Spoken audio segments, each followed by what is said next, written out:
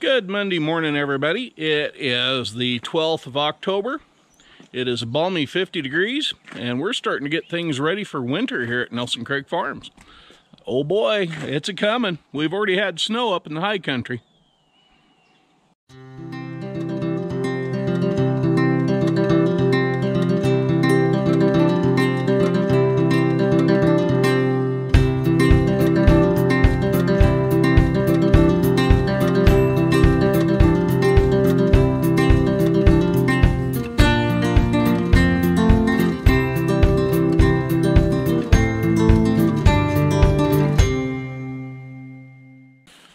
Most people this time of year are putting away their garden hoses, shutting off outside water hydrants, checking antifreeze and everything. Well, that's some of what I'm going to be doing.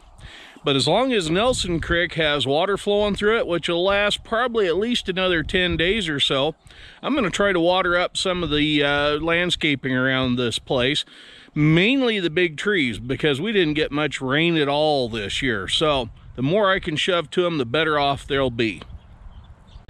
If you follow that garden hose over, you'll see a sprinkler set up over there, about where that right-hand walnut tree is. I'm going to try to get all that area super saturated with water for the next 24 hours. Hopefully that'll help those trees survive yet another winter. There's a lot of dead in that one there on the right, and of course their leaves drop early every year. So yeah, a little bit of water right now won't hurt them one darn bit.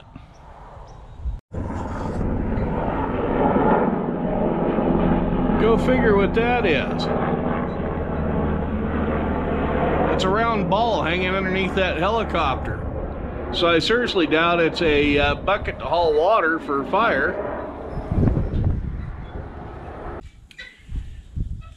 Those of you that have been following the channel know that Stinky here has a little bit of an issue with burning oil, hence its name.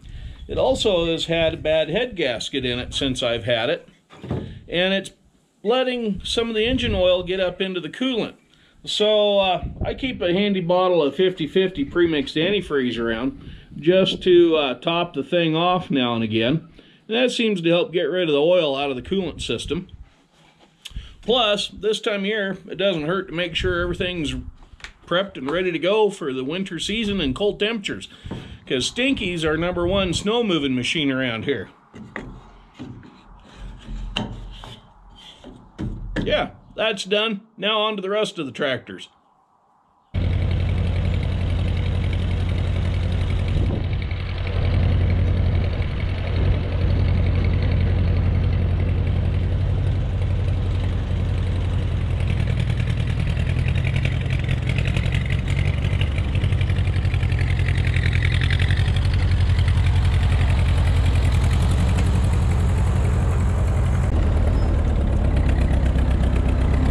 The first things I've got to do with Stinky this morning is get the jib pole or boom pole or whatever you want to call it off the back end of it here and put on the platform so I can pick up the picnic tables and get them put away.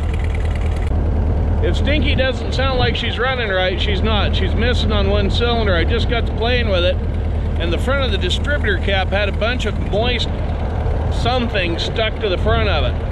So I'm going to have to take that apart, clean it up, possibly put on a new cap and plug wires.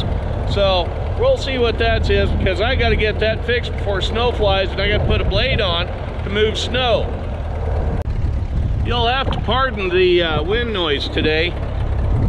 There is another storm front coming through that's going to cause us a little grief. So yeah, I'm going to try to hook onto the platform here, because I've got to move those picnic tables. Yeah, kind of about like that, and I bump it, push it back a bit, I'm square with it. Yeah.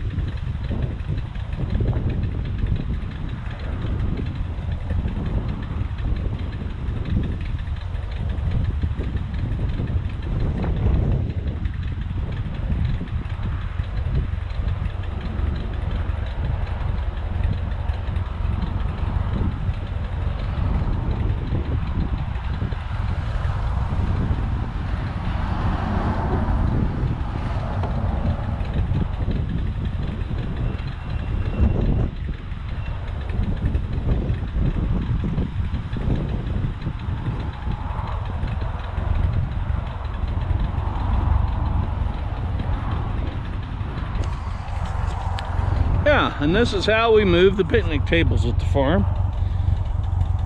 I've got it tied down with a little bit of a rope down to the top link bracket there. That's just to keep it from falling over backwards.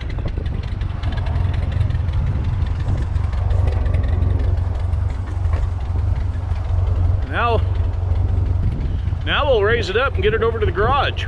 Yeah. Yeehaw, just like that.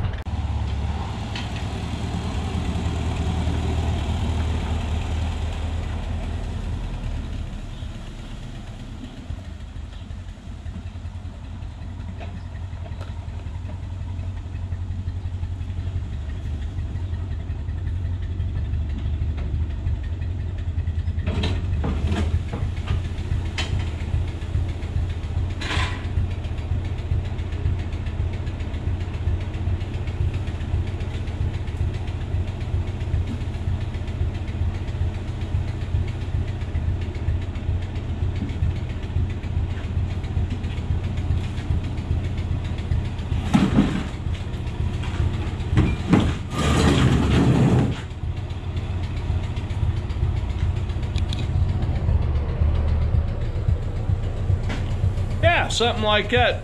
Real easy way to get the picnic tables up to the garage for storage for the winter.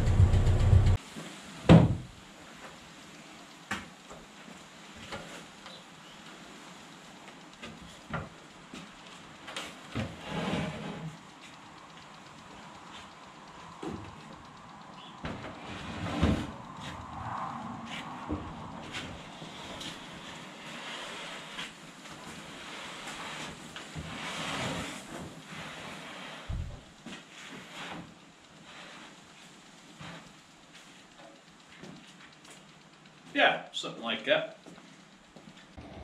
Ideally, I'd like to go about 3 high here, but I can't stack another table on top of the legs of this upside down second one because of that thing right there that hangs down, which is part of the track system for the garage door opener, which is right above it. So yeah, I can't go 3 high because I don't have enough distance between that leg there and the bottom of that hanger brace for the track for that garage door opener that we don't use anymore.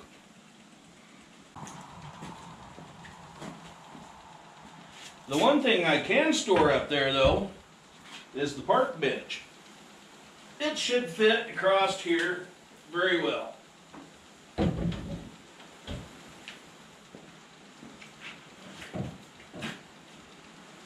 Yeah, something kind of like that.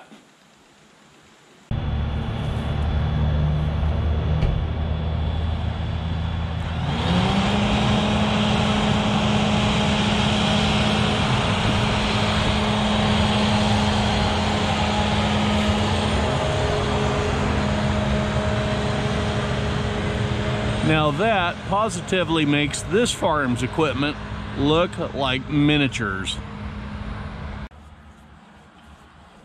Good morning, everybody. It is the 13th of October. It's a beautiful Tuesday morning. The wind isn't blowing. And you might ask what I'm doing today. Well, it seems to be a shame to waste all of that water in the pond. So I'm going to keep trying to run sprinklers today until my blowout guy shows up. Yeah, so we're going to do this, plus we're going to install one. Yeah, figure that. Just before we shut everything off, I'm going to put in a sprinkler. Yeah, that's about normal.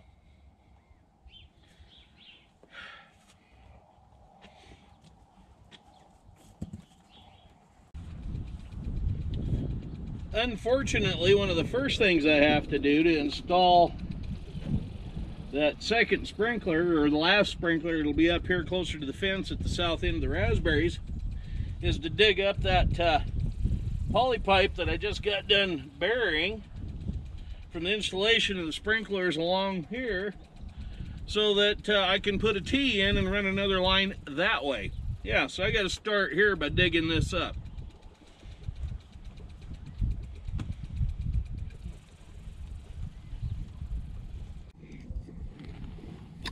Now basically what we're going to do is put this T in, and we'll put in the same way we put in the coupling there, but that pipe may be too long now, so because of this width here of the leg of the T, so we may have to cut that, but I'm hoping not. So anyway, I've got the heat gun out here. We're going to heat these ends up, stick it together, and hopefully I won't have to do any trimming and cutting, and then I can put on the piece on here that's facing towards you. That is our main waterfall that feeds the water into Nelson Creek and ends up running over to the pond. We also have up above right there a built-in water feature for a bigger waterfall that can be turned on, and it is fed water by the irrigation pump. And that line was placed in several years ago. Unfortunately, all of this poly pipe is what was left over from doing that, and it runs clear down to there. And guess what? It happens to be the right length to install this final sprinkler right up in here. Yeah, so right above the raspberries there. So yeah, they're going to get water, the grass will get water, and eventually the greenery and whatnot we'll have here at the top of the artificial waterfall will be all irrigated from that. So we're going to look at that as a small plus for the day. Measured twice, cut once, and we got enough left over to do this other job. Yay! Next up, we'll be mounting the subsoil ripper on the back end of Stinky and running its subsoiler all the way up along the raspberries here, up and curve around up there to the top of the deal. We'll put it in up there kind of behind that last post there. So that's where we're going to end up with the new sprinkler on this line.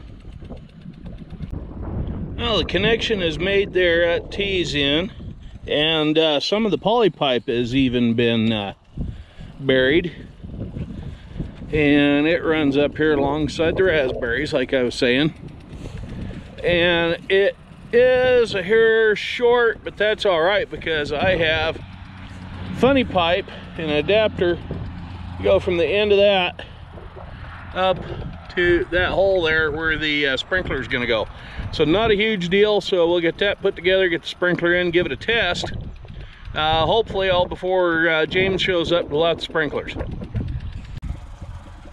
I'm using the new Idea hay rake tooth that I bought here recently to see if it would fit.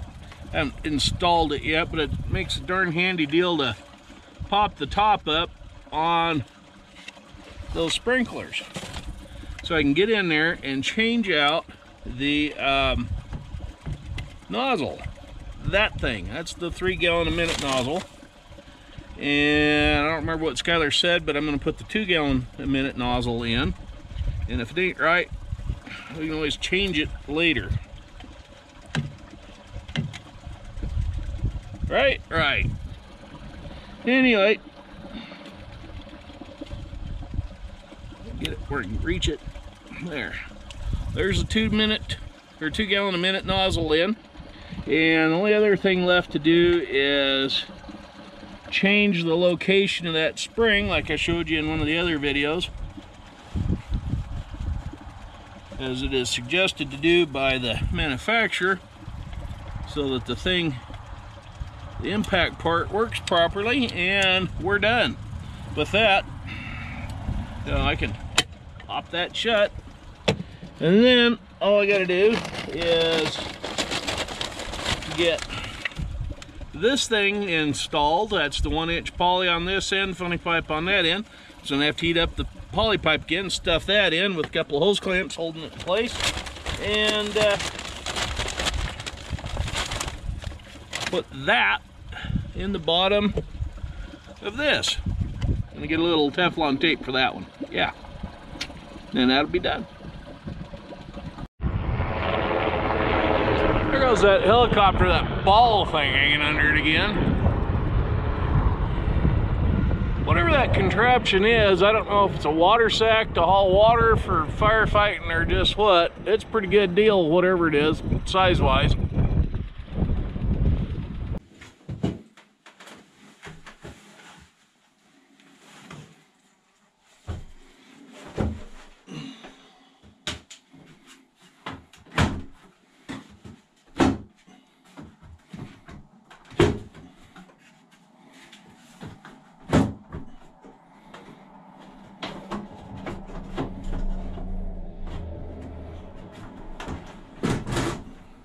Then there's always this fun little project.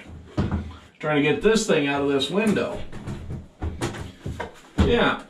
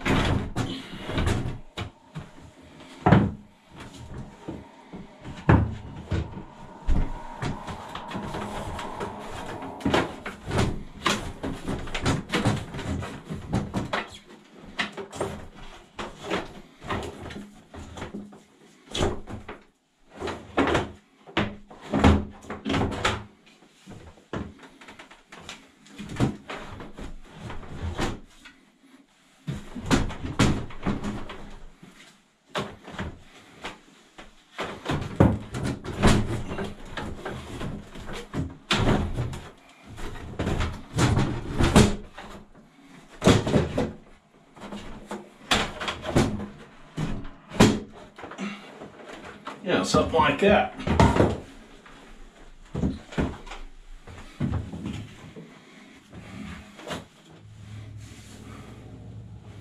Now I gotta wash that window. And never forget the popular descent down into the hole. We have to go down into the hole to shut off all the water going to the berry hydrants. Like that one right there, and the two out by the barn. Okay, I don't know how good the lighting is down here, but that valve right there controls the water that goes out to those hydrants to the north of the barn. So we shut that off and open up that little drain screw, and that lets all the water pressure out of that system. You can see it squirting there. And then this valve, and here we turn it off.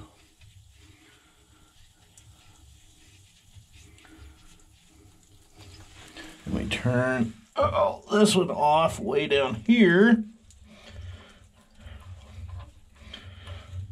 And if everything's working, pardon the jiggle, I'm kind of in a cramped spot here. If everything is working, that's all the water pressure turned off. But we still have to drain the system. And to drain the system, I need a good old trusty wrench. Like I said, I don't know if you can see this or not down here.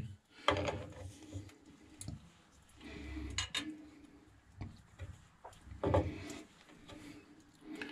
this plug out of the bottom. Now normally, when you install one of these berry hydrants, they're buried down in the ground. And adjust it this way.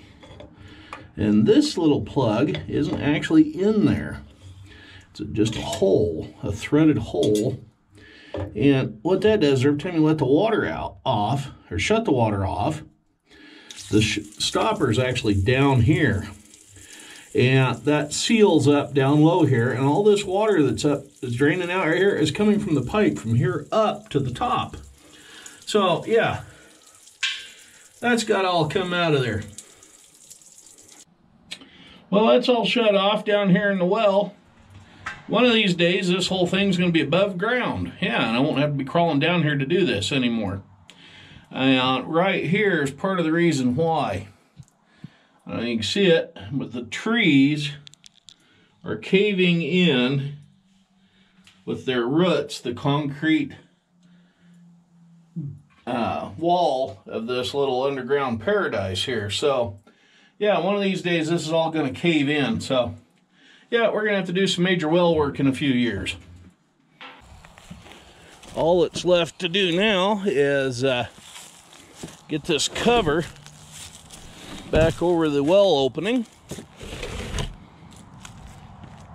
or pit, whatever you want to call it. There we go. And open this up to let any moisture drain out down through that tube into the pit there. And then we'll go down and open up the other two north of the barn and let them drain. Then all those yard hydrants are going to be ready for winter. There won't be any more water in them to freeze. Yep. The reason why I like having the pond this full late in the season is simply because I'm getting a ton of water, more than my fair share down here, because the pump isn't keeping up with those sprinklers, so I know how much I'm getting. The reason why I'm happy about that is because I know what it's doing. It's flushing all of the mud and crud out of my 6-inch irrigation pipe that runs from the diversion gate down here to the farm. So yeah, that 1/4 mile of buried pipe is getting flushed out with all this water coming down. And that's a good thing. I don't want to have to pay somebody to come in and dig it up, replace it, or try to jet the mud and crud out of the bottom of it. Hopefully sometime next year or this year even yet, Skylar and I can get a sprinkler system installed along this fence line here. We're going to have to do a lot of trenching and digging, so hopefully we can get that done before it freezes.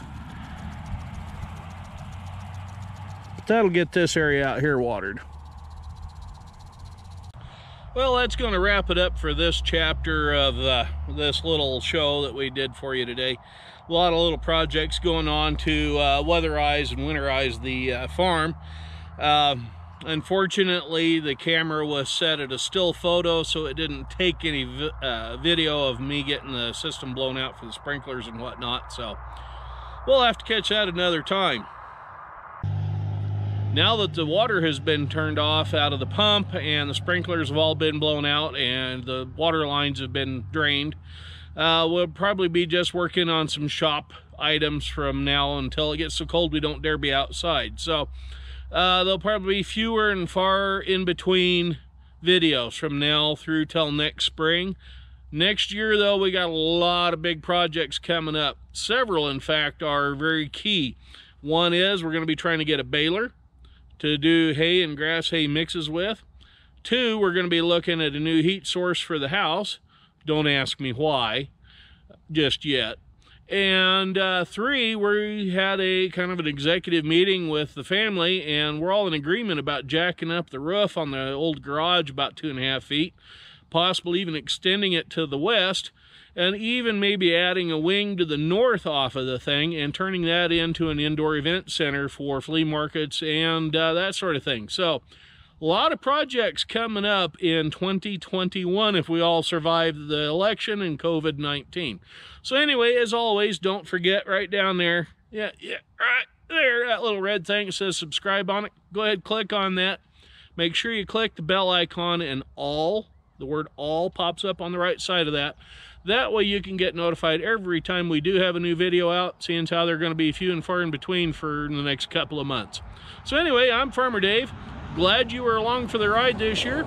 We'll catch up with you all later. Y'all have a good one now.